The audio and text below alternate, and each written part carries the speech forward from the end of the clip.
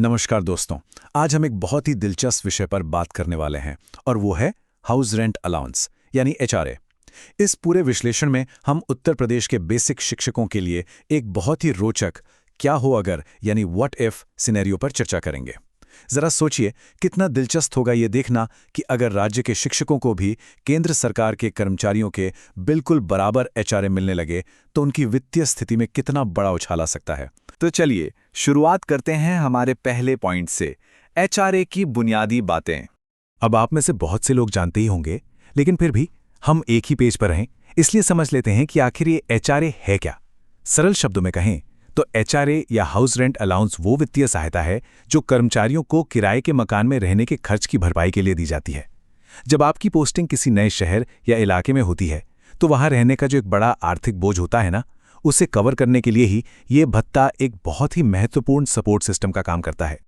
अब आगे बढ़ते हैं हमारे दूसरे भाग की तरफ और देखते हैं कि केंद्र सरकार इसकी गणना यानी कैलकुलेशन कैसे करती है। देखिए, केंद्रीय एचआरए का जो पूरा स्ट्रक्चर है वो मुख्य रूप से 3 पिलर्स पर टिका हुआ है। पहला है शहर की श्रेणी, जिसे उन्होंने एक्स, वाई और जी में बांट रखा है। दूसरा है आपका बेसिक पे यानी मूल वेतन, क्योंकि एचआरए हमेशा इसी का एक फिक्स प्रतिशत होता है। और तीसरा सबसे अहम फैक्टर है आपकी पोस्टिंग का स्थान। आसान भाषा में कहें तो आपकी पोस्टिंग की जगह ही सीधे तौर पर यह तय कर देती है कि आपका शहर किस श्रेणी में आएगा और उसी के हिसाब से आपका प्रतिशत तय होगा। ये गणित बहुत ही शानदार तरीके से काम करता है।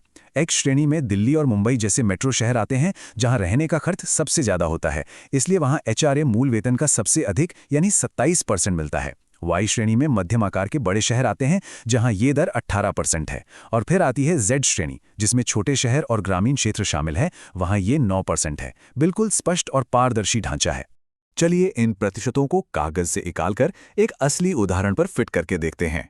मान लीजिए किसी केंद्रीय कर्मचारी का बेसिक पे 44,900 रुपये है और उनकी पोस्टिंग किसी एक्स श्रेणी के मेट्रो शहर में है, तो 27% की दर के हिसाब से उनका एचआरए बनता है पूरे 12,123 रुपये हर महीने। अगर हम इसे सालाना तौर पर देखें तो ये एक महानगर में रहने वाले कर्मचारी के लिए लगभग 1,45,000 रुपये की एक बहुत बड़ी और ठोस मदद बन जाती है। तो केंद्र के नियम तो हमने देख लिए, अब रुक करते हैं हमारे तीसरे हिस्से का, यूपी की वर्तमान वास्तविकता क्या है। अगर हम दोनों सिस्टम्स को अगल बगल रखकर देखें तो तस्वीर एकदम साफ हो जाती है। एक तरफ केंद्र सरकार का एचआरए है जो गतिशील है, प्रतिशत पर आधारित है और महंगाई के साथ साथ कदम मिलाकर चलता है। और दूसरी तरफ है उत्तर प्रदेश राज्य सरकार की वर्तमान प्रणाली, जहां नगर श्रेणियों के आधार पर एक फिक्स और काफी सीमित एचआरए दिया जाता है। निष्पक्ष रूप से अगर तुलना करें तो यूपी के बेसिक शिक्षकों का एचआरए स्ट्रक्चर अपने केंद्रीय साथियों के मुकाबले काफी पीछे छूट जाता है।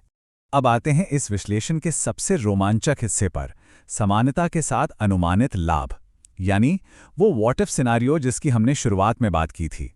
जरा इन आंकड़ों पर गौर कीजिए, ये बहुत ही दिलचस्प हैं।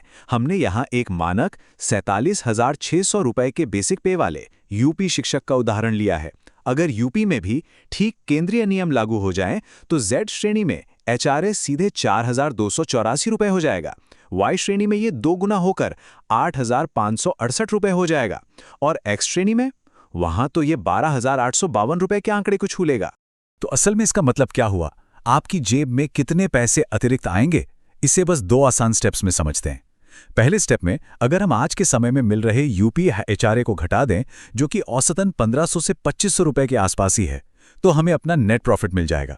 दूसरे स्टेप में जब हम ये नेट प्रॉफिट देखते हैं तो वो वाई श्रेणी के लिए करीब 6,000 रुपये और एक्स श्रेणी के लिए तो सीधे सीधे 10,000 रुपये प्रति माह अतिरिक्त निकल कर आता है।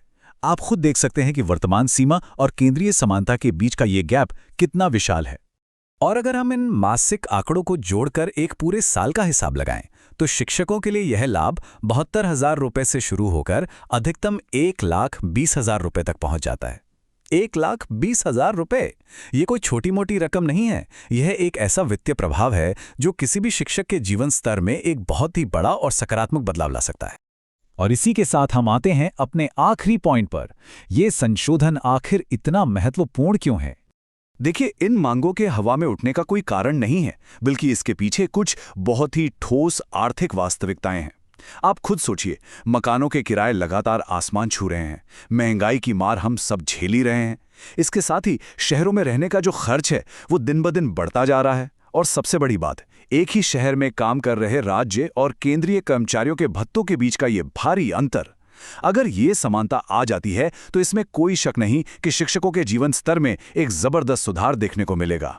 तो इस पूरे विश्लेषण और इन चौंकाने वाले आंकड़ों को देखने के बाद एक बहुत ही अहम और बड़ा सवाल खड़ा होता है, क्या और कब राज्य सरकार एचआरए समानता के इस विषय पर कोई निर्णायक कदम उठाएगी?